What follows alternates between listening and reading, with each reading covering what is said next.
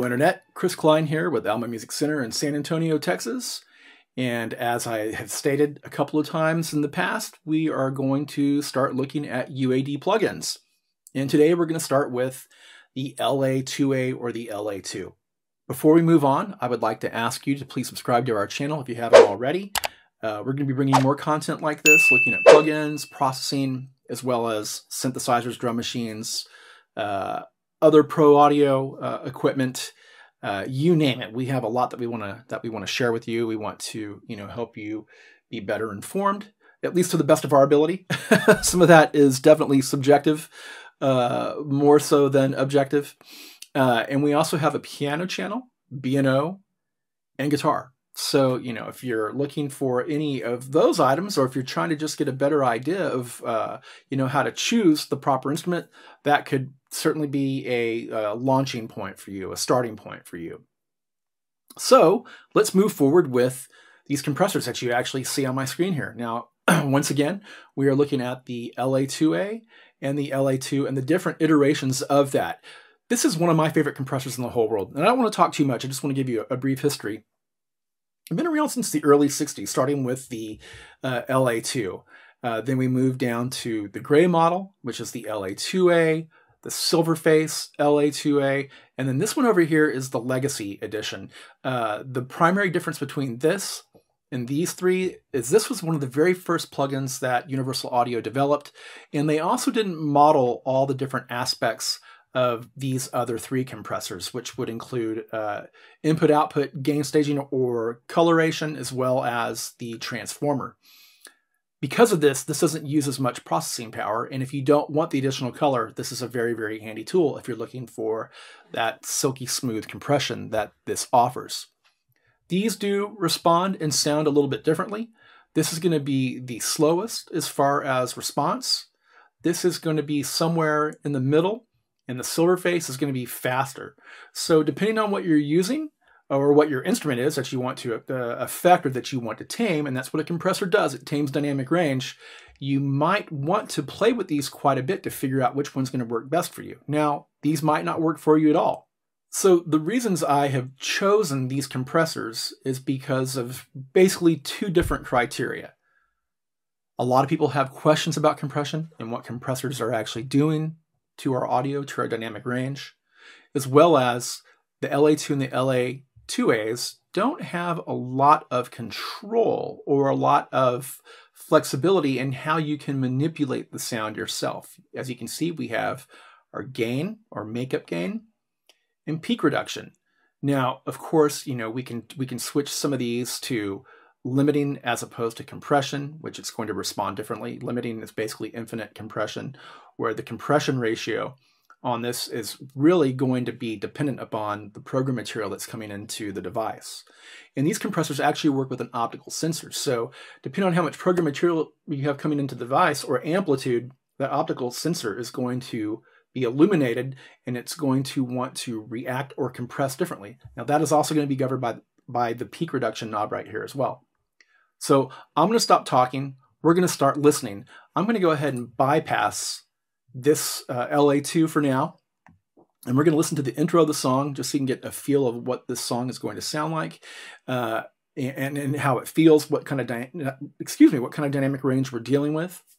And then we're going to look at the bass guitar. We're going to look at the vocal. We're going to also play with the overheads a little bit as well. This song is by a band called We Assure Dedicated. The song is called Missing Marks. This is a brand new record. It just came out. It's starting to hit college radio and all that.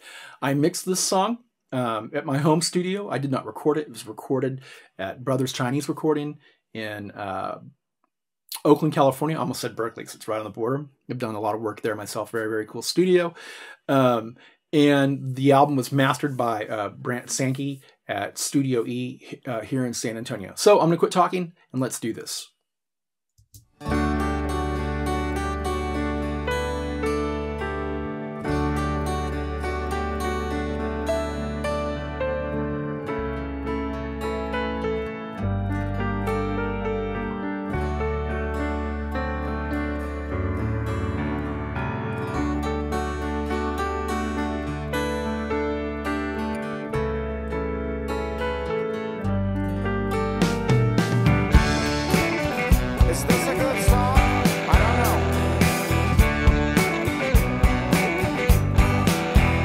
coming to terms with being ordinary.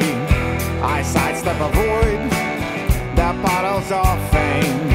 I don't know.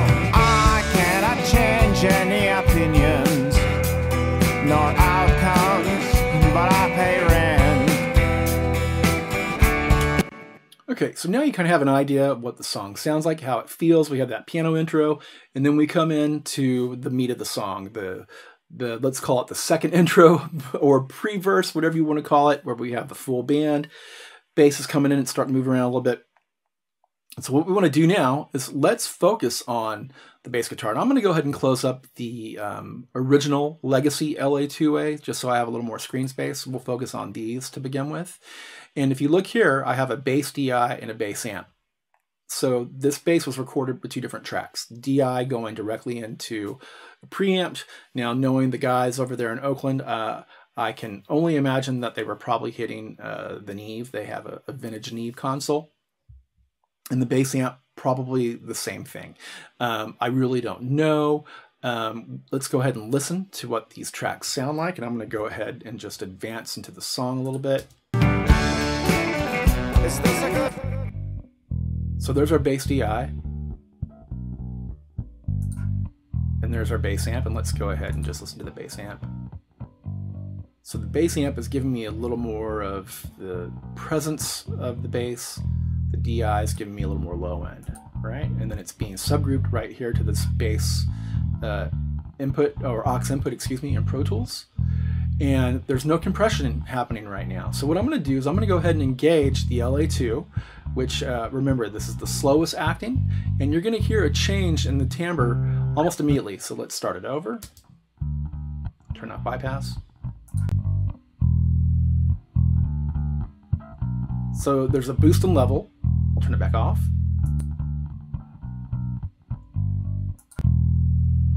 There's a little bit of distortion being added into it. Not distortion like you would hear like on a guitar, but it's more of like a harmonic distortion. It's coloring the signal. It's probably a better way to phrase that. It's coloring the signal as opposed to saying distortion, because that can maybe throw a few people off. But there is no real peak reduction happening right now. You know, we would probably see the meter moving back, right? And we're not seeing that. Okay, so let's go ahead and start it up one more time. And then I'm gonna stop talking and I'm gonna manipulate the peak reduction. So here we go.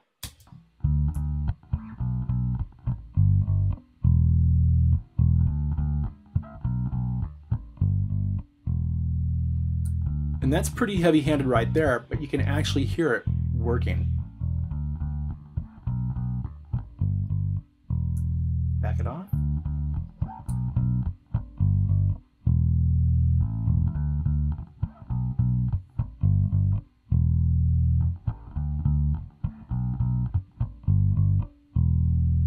Now, you will hear people use words like, well, the compressor made it a little bit fatter.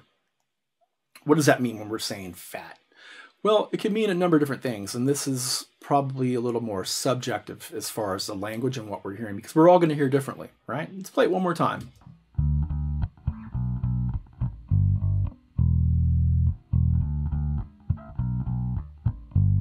Now that was with compression on. I'm going to bypass the unit.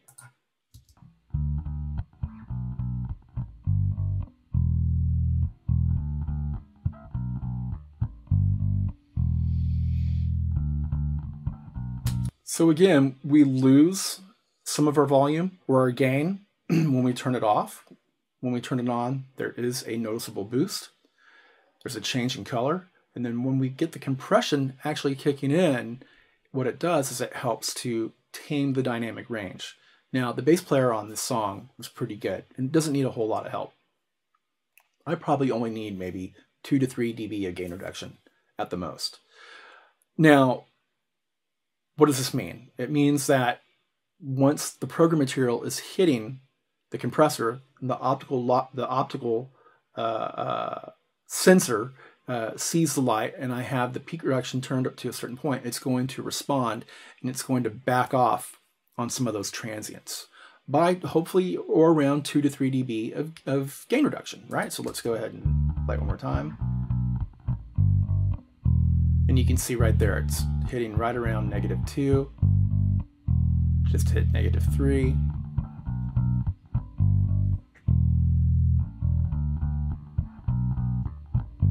And that feels pretty good. This is a downward compression in that it's reducing the dynamic range or lowering the level, as opposed to expansion where it would open it back up, right? So, it hits the threshold and the level is increased.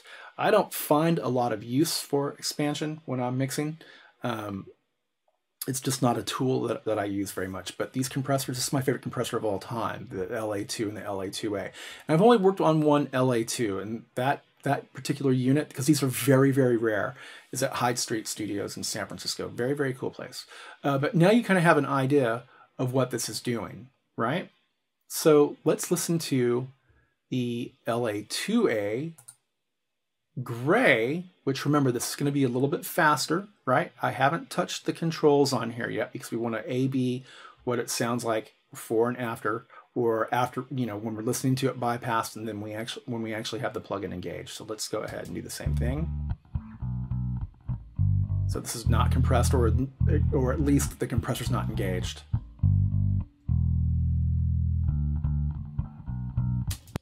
So let's turn off bypass.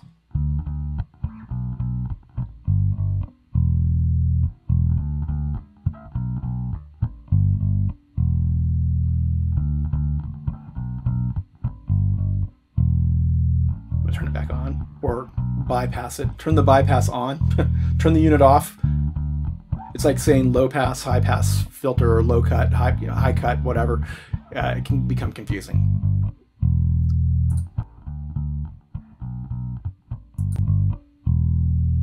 So once again, we have a noticeable jump in our gain or our amplitude. Now I'm going to start turning up the peak reduction.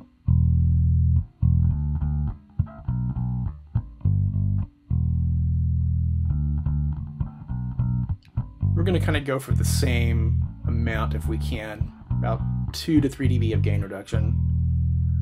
Now you can see that this is responding a little bit differently already, and it is a little bit faster.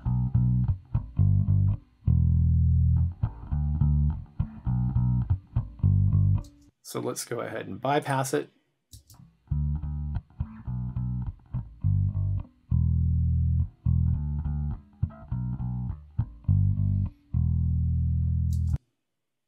Let's turn that off.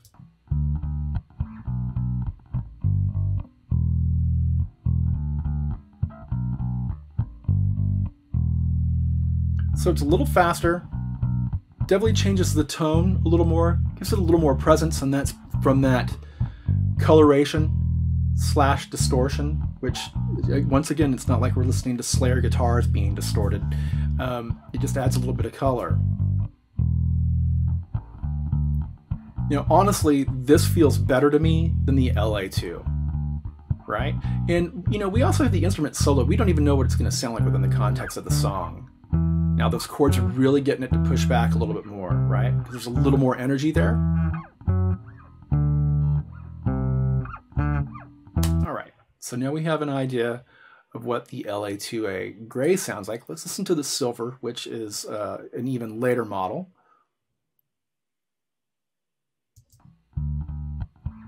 So we don't have it engaged just yet. I'll turn the bypass off, excuse me, here in a second.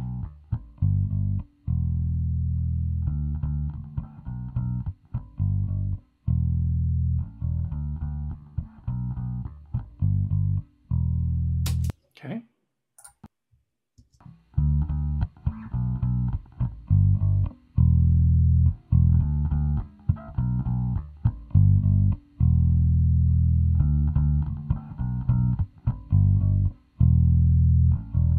So once again, a noticeable change already, but how about compared to this?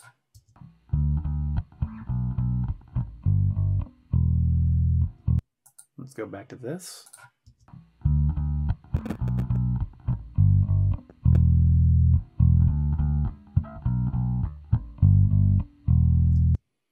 They feel somewhat similar, and I'm not hearing a big difference as far as the gain.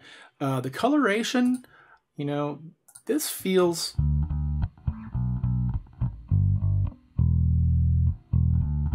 You know what I should do is I should actually turn peak reduction all the way off or all the way down. Let's do the same thing here.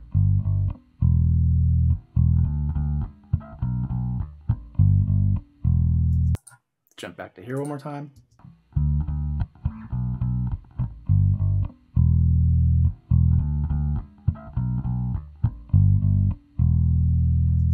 One more time.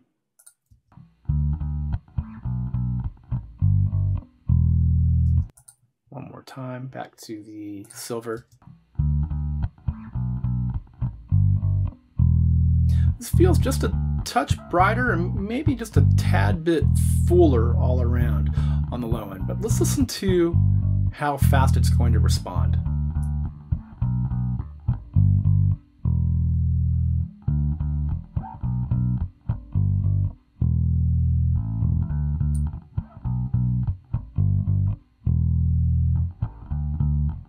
And it's quicker.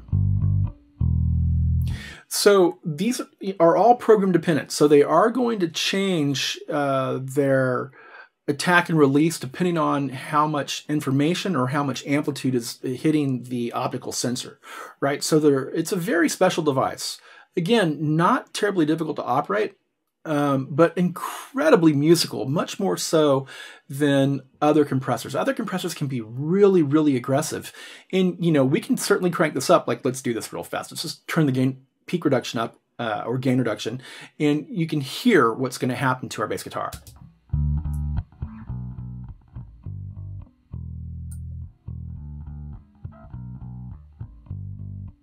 So, as you can hear and see, that's probably not going to serve much functionality in this instance, you know, unless we're looking for something very, very specific, or the dynamic range is so incredibly squirrely that it needs to be tamed that much. And honestly, if that's the point, you know, like on a bass guitar or maybe a vocal, you probably need to redo it.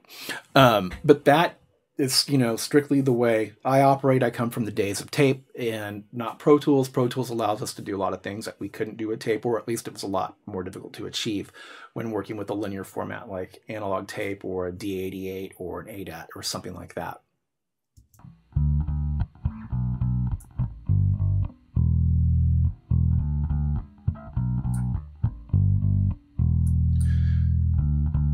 So it is quicker, faster in its response. You know, again, I think I'm here with the gray model, honestly, as opposed to the silver or the LA-2 in this instance. But let's go ahead and listen to the legacy version. We'll go ahead and bypass this, and here we go. So we're going to focus on this.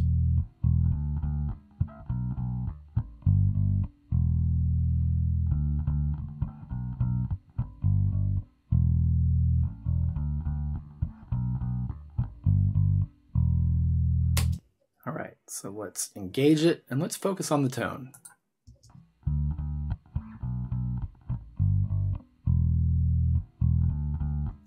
Let's bypass it. Turn on bypass.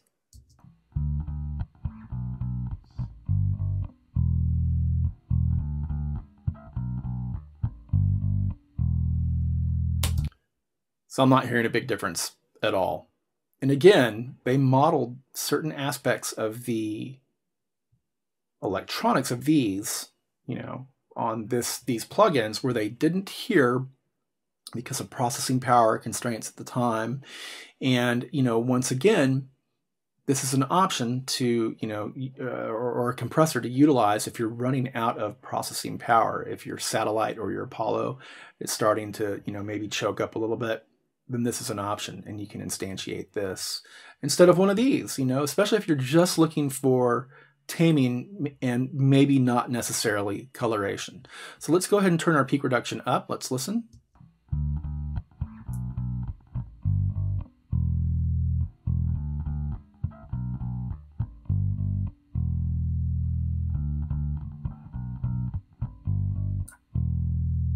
I'm going to go ahead and bring some gain into the equation here.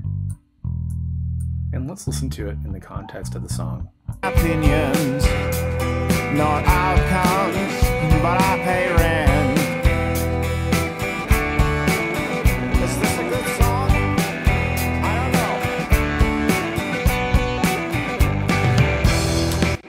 Okay, so let's bypass this.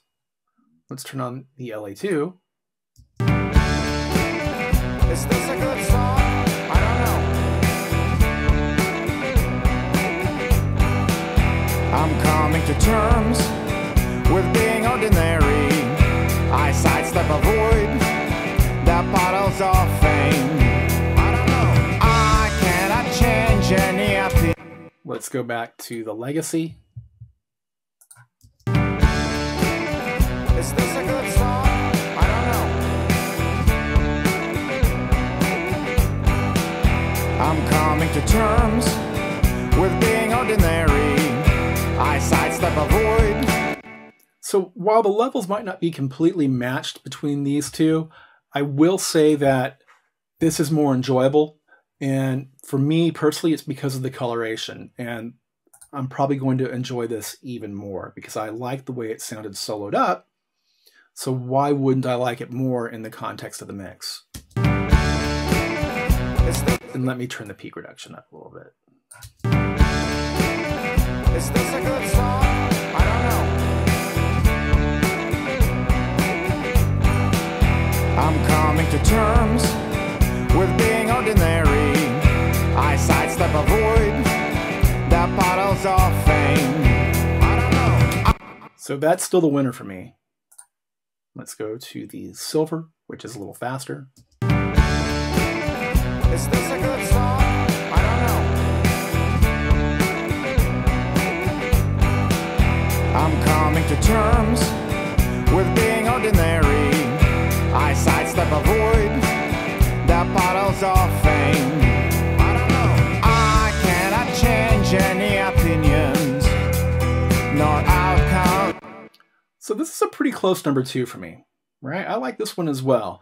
You know, in the context of the song, its faster attack time doesn't really bother me as much. I felt like I could hear it a little too much when we had everything soloed up. And that's really overall one of the beautiful things about the LA-2 and the LA-2A is that because of its musicality, it can be a little more difficult to hear it react and release. And that's kind of what we want. We want it to be a little, we want there to be a little more magic to it. You know, we're looking for the gain reduction to happen, but it not be so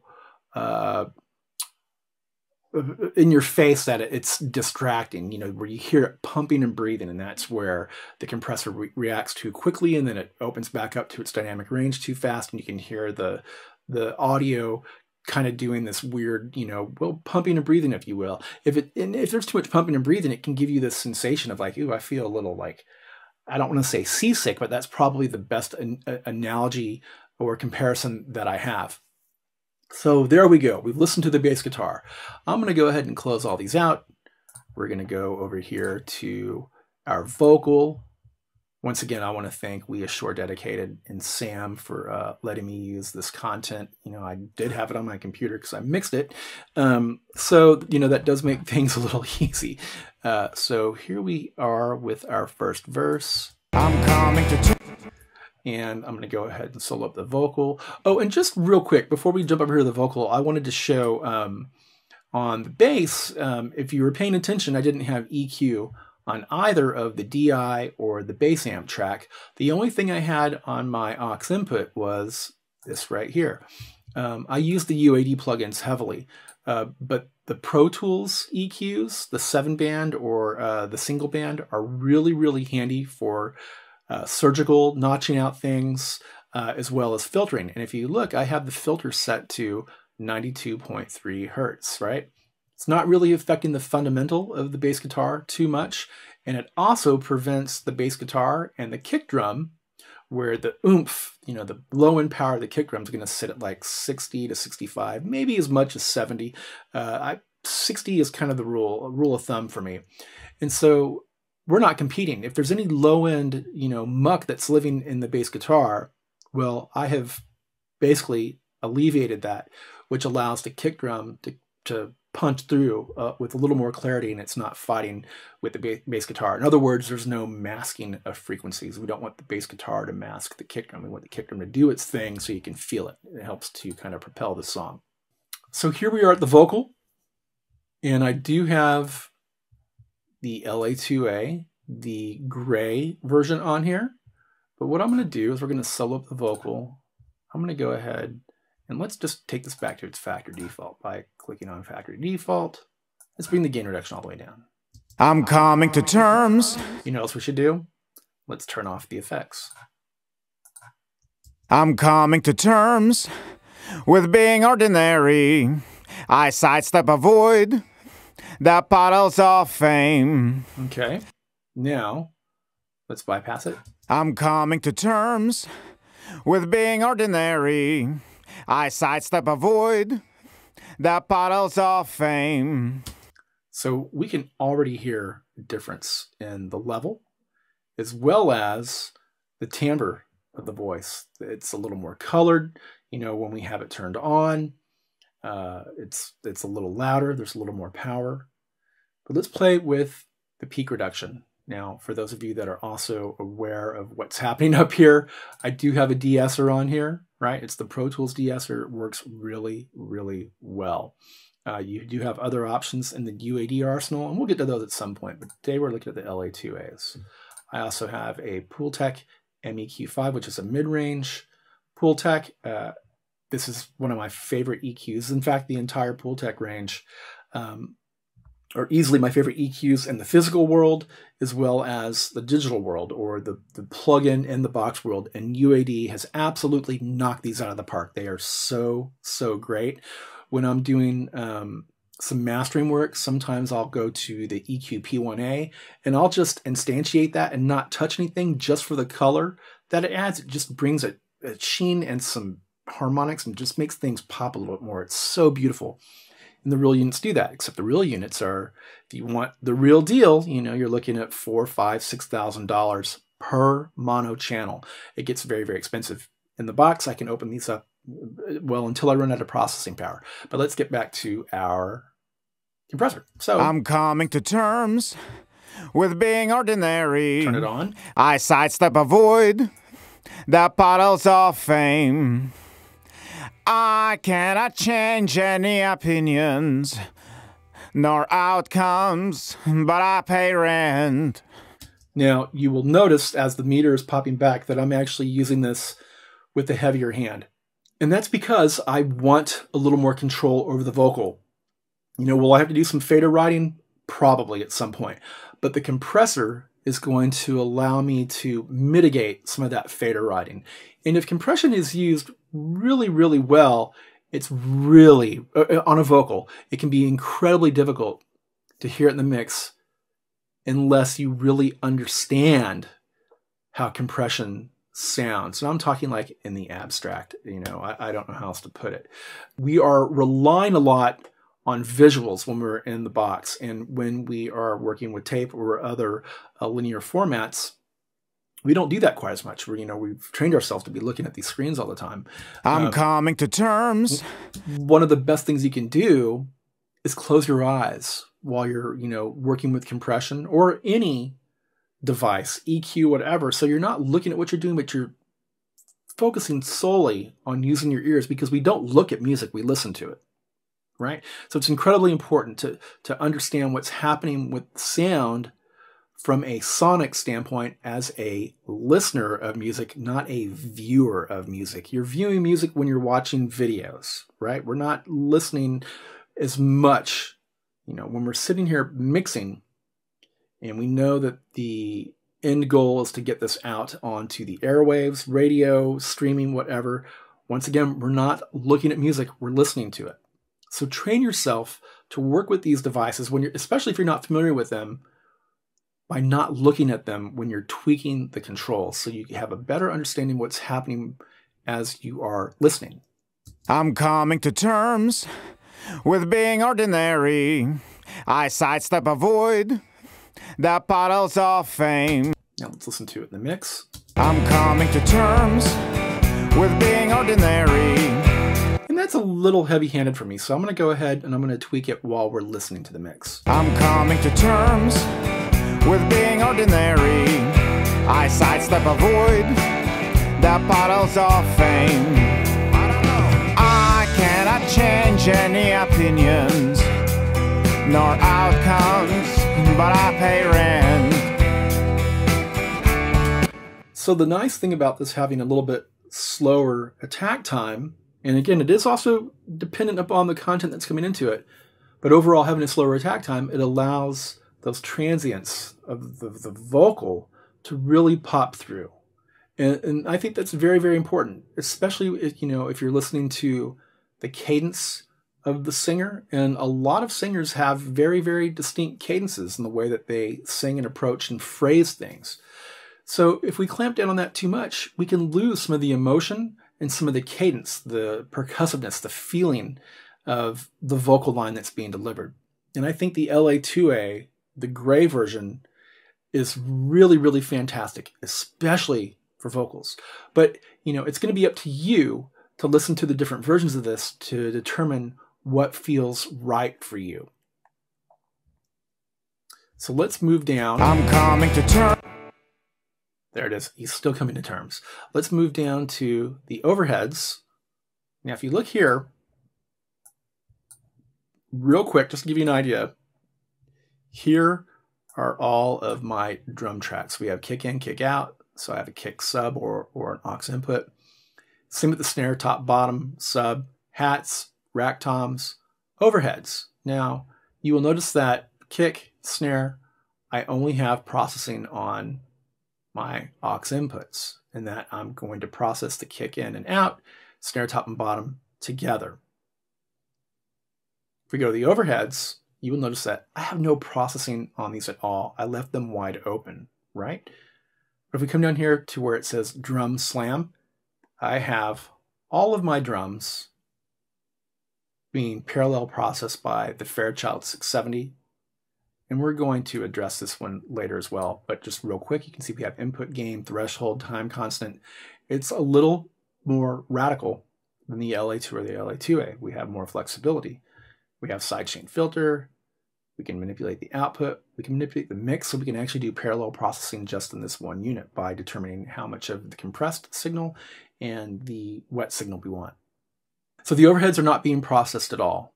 Okay, the only time they're ever being processed is when they hit this over here, my drum slam aux input, which is the Fairchild 670. So let's listen to all the drums, or let's listen to the whole mix. I'm coming to terms with being ordinary. I sidestep, avoid the puddles of fame. I don't know. I cannot change any. Let's solo our overheads. And I'm going to turn this off, the drum slam, because we want to hear these by themselves. So it got quieter. Obviously, let's turn it back on. Let's turn that back off, or mute it. So let's just focus on the overheads by themselves. All right. Here we go. So we're going to go to our compressors. And this time, I want something a little bit faster. So we're going to use the LA-2A silver.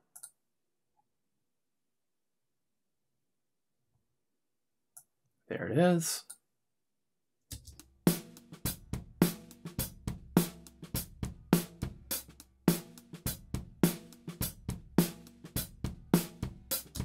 Okay. Let's bypass it.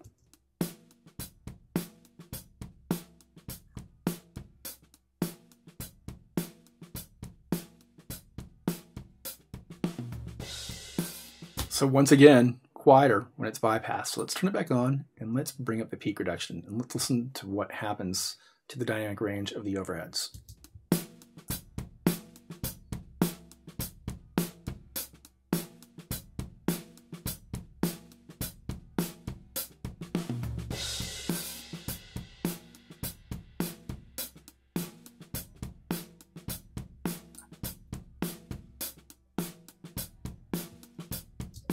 Turn it off.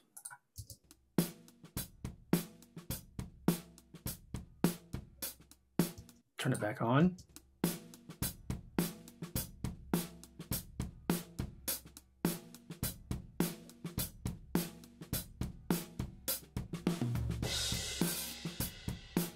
So it's really, really responding to the snare drum, right? And you can feel it. You can feel it when the snare drum hits, it pulls back, and it affects the overall mix of the overheads, which can be really, really cool if you're looking for a little more motion out of your drum set, or it could be distracting if you do it too much. Let's turn it up even more.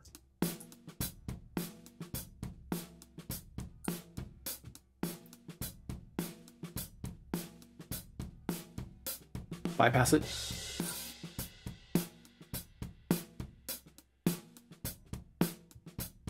Turn it back on. And let's hear it in the mix.